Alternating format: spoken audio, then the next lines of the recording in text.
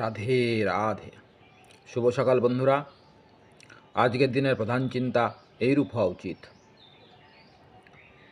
আদর্শ রক্ষণ ও মানব কল্যাণের জন্য জীবন ধারণ অপেক্ষা জীবন বিসর্জন অনেক সহজ।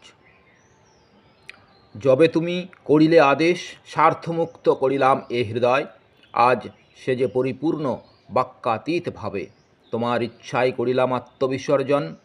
তবু আমি রহিনু সজীব, ত্যাজিনু জীবন, তবু আমি রয়েছি বাঁচিয়া।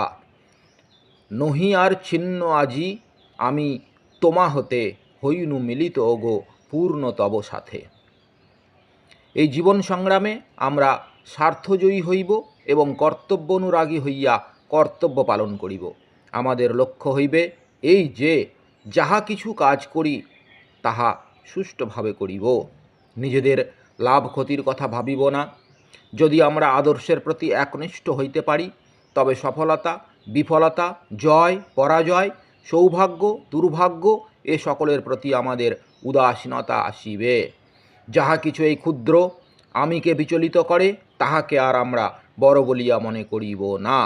তখন এক মহৎ আশ্রয়ে যে আমরা নিরাপদে আছি, ইহা জানিয়া শান্ত হইয়া থাকিব।